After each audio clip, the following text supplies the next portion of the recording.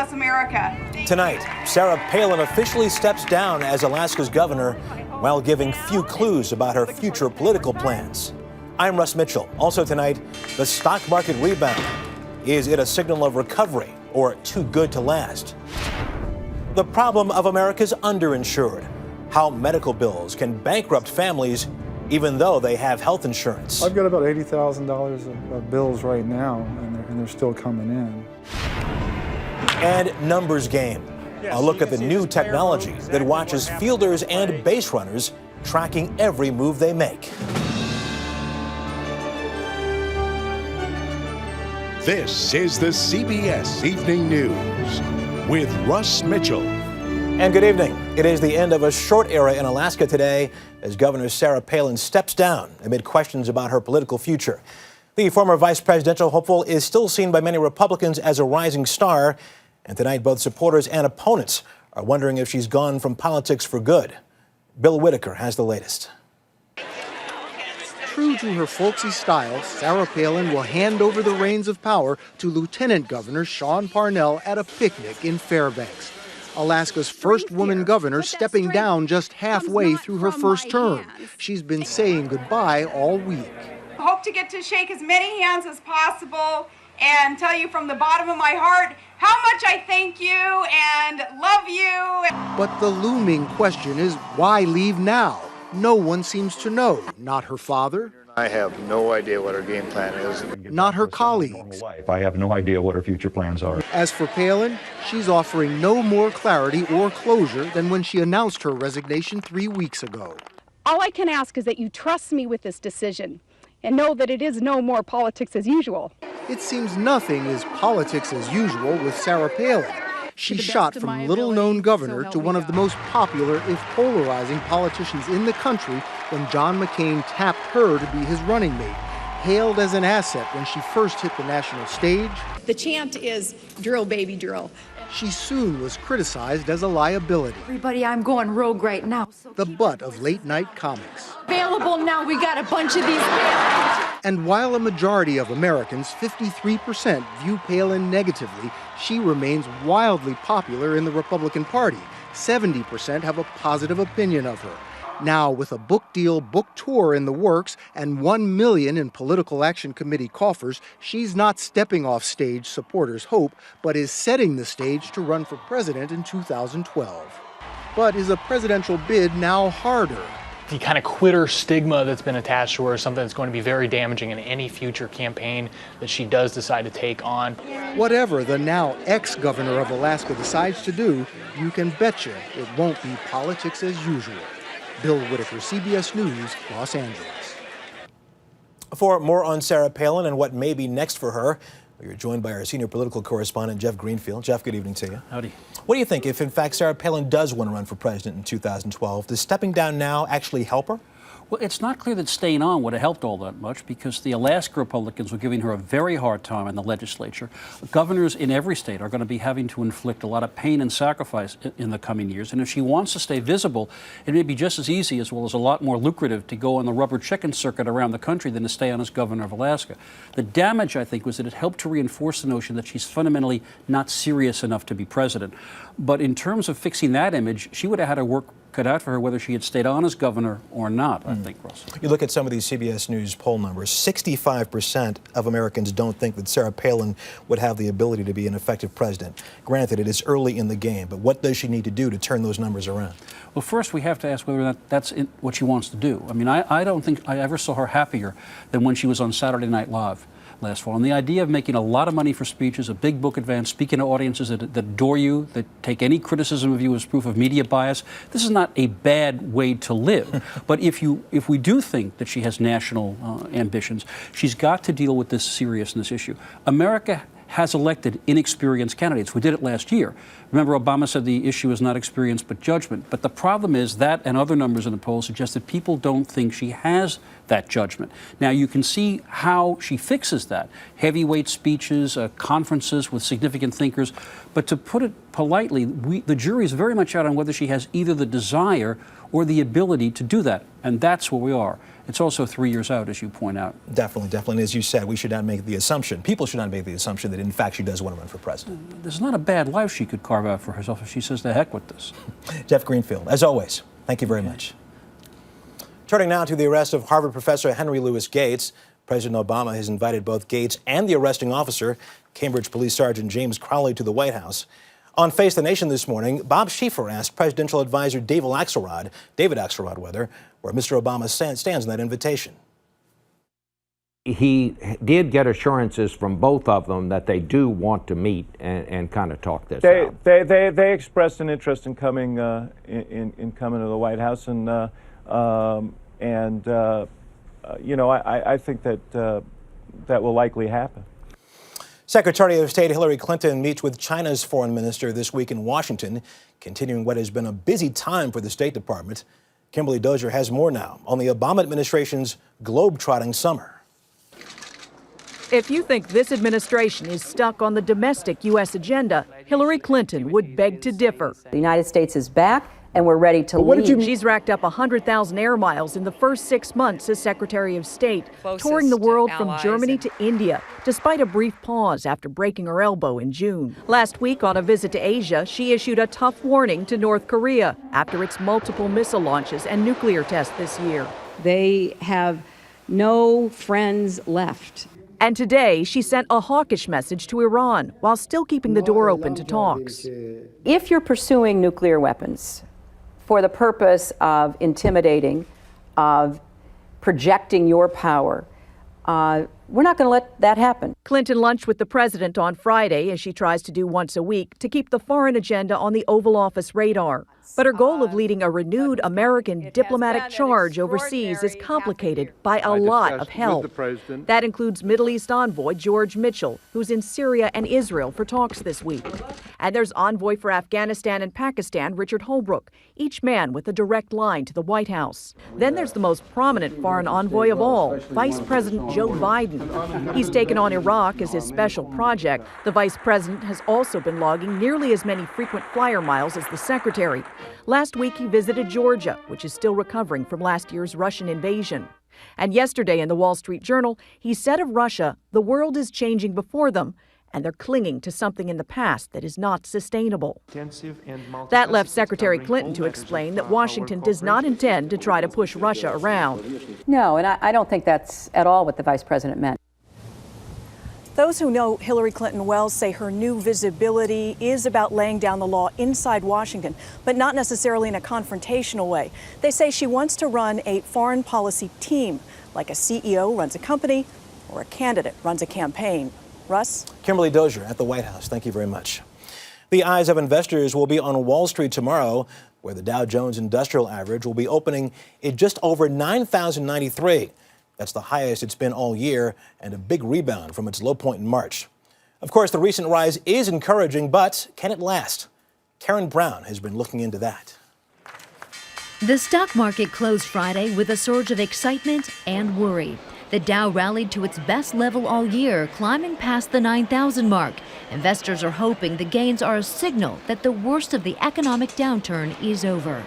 It's very clear that the recession is ending this summer, and that a recovery will be beginning as a result. But analysts are concerned that Wall Street is too far out ahead of an economy that is still ailing. The number itself is just purely psychological. We are out of the operating room, but you're still in recuperation. The rally, which produced an 11% gain in only 2 weeks, came after 77% of reporting companies had better than expected profits. But analysts say those improvements came mainly as a result of cutting costs, which means cutting jobs. They fired people and they closed down plants and they did all kinds of things that are very painful, but it sets the stage for a very healthy recovery. Despite the optimism, unemployment is still inching towards double digits. Housing prices are still falling in most places, and the economy is propped up by trillions in government bailouts. But can an economy on life support sustain the market's steep gains? Buying 80 only.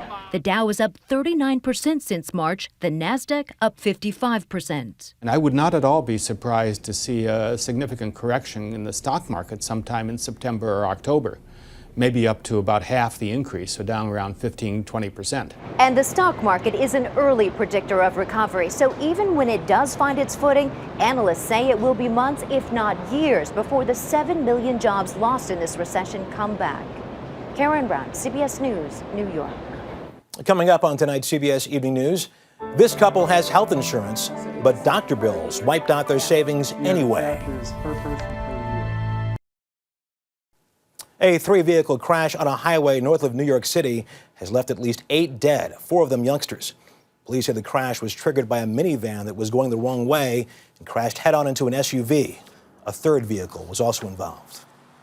President Obama will be promoting health care reform this week in Virginia and North Carolina and plans to keep the pressure on Congress during next month's recess. 47 million Americans are uninsured, but often to their surprise, another 25 million are underinsured. Michelle Miller has more. John Stewartson is up at dawn, working for the local 602 union in Washington, D.C. No jelly this time? But by 11:30 a.m., he's home, fixing lunch for his ailing wife, Linda. Thank you. A cancer survivor. I'm just going to have to take medicine for the rest of my life. Diagnosed with a brain tumor last summer, she's in remission. Now it's her family's financial health at stake. Oh, there's a big one here. In March, their health care insurance capped out at $150,000, minimum coverage by industry standards. The cost of treating cancer and its side effects demolished their life savings.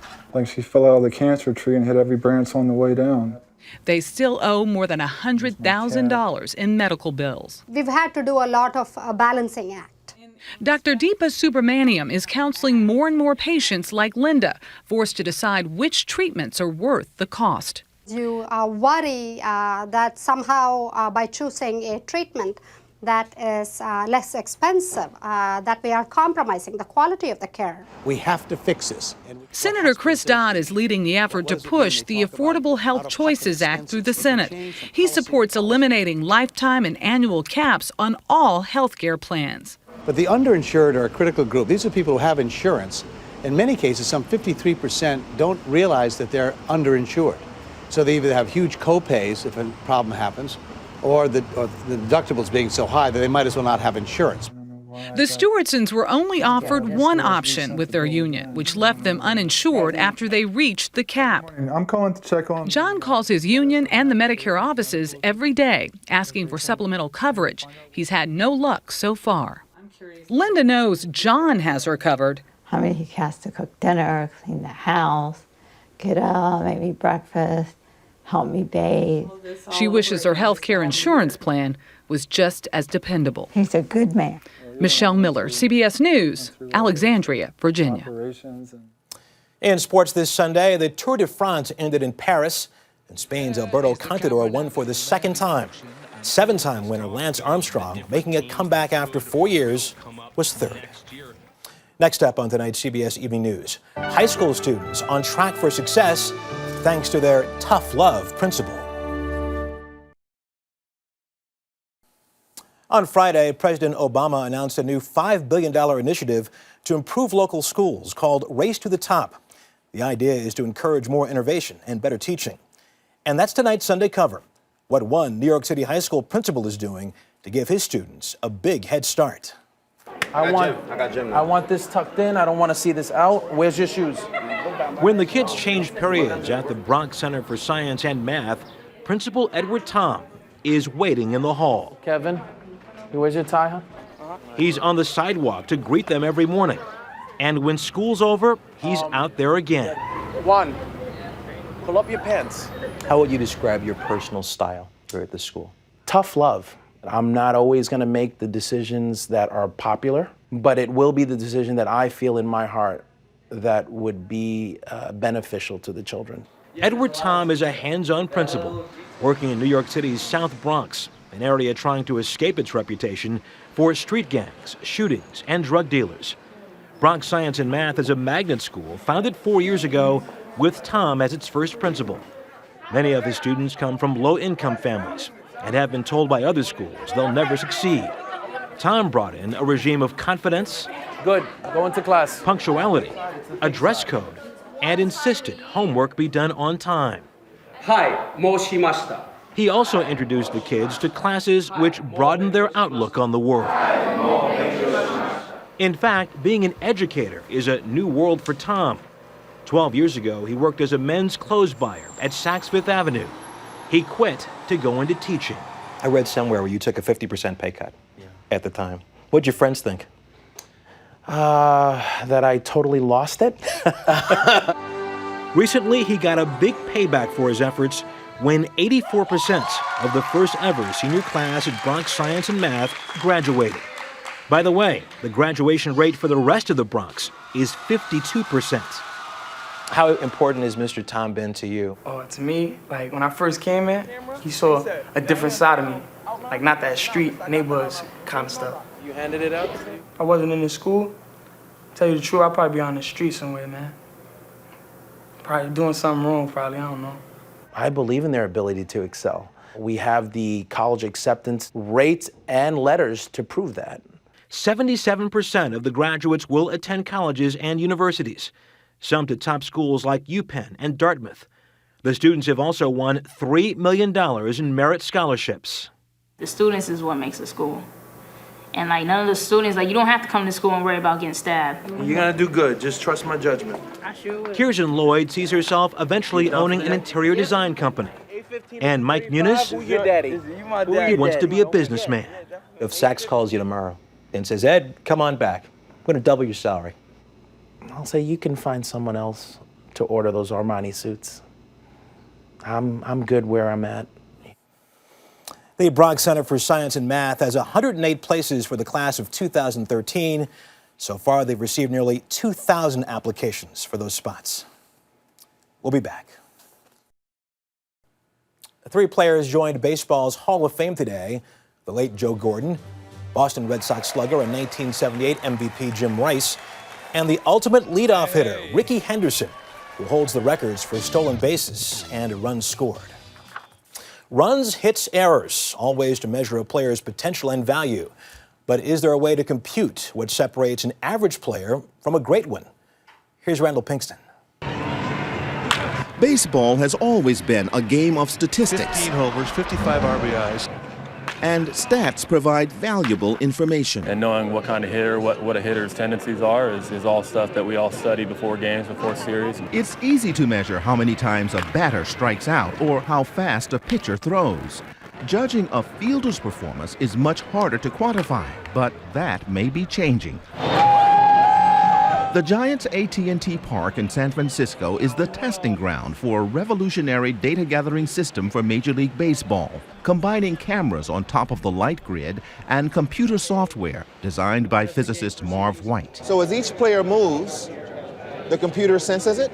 Yes, so you can see this player moved and this box is following him. The technology has been around for several years. It began with tracking pitches. Now that technology is being expanded to track everything that happens on the field for the entire game, where the players are, where the ball is, more information than they have ever had. Here's how it works. The pitcher throws, the batter hits a high fly ball. The system tracks the exact trajectory. The players are mapped too. The left fielder tries to catch the ball but misses it, then picks it up and throws it to the shortstop, who throws it home, but too late. 2 players score. The player motions gives us information that in the past statisticians could only get with a stopwatch. Now we can see exactly what happened in a play. Once it's fully developed, Major League Baseball officials believe all team owners will want to install it. It'll enable scouts and talent evaluators and general managers to get a better sense of athletes. It'll also allow them to set a bench line. But Giants manager Bruce Bochy says better data does not mean a better game. And what is the biggest downside of more data? Well, I think sometimes it's like the adage, paralysis by analysis. You don't want that to dictate all your moves. And there are some moves that are impossible to measure, such as left fielder Carl Crawford's amazing save at the All-Star game. And last week, another unbelievable catch by White Sox center fielder Dwayne Wise, robbing a home run for the Rays and saving pitcher Mark Burley's perfect game. It was magic. How do you measure that? Randall Pinkston, CBS News, San Francisco. And that's the CBS Evening News. Katie's here tomorrow. I'll see you on The Early Show. Good night.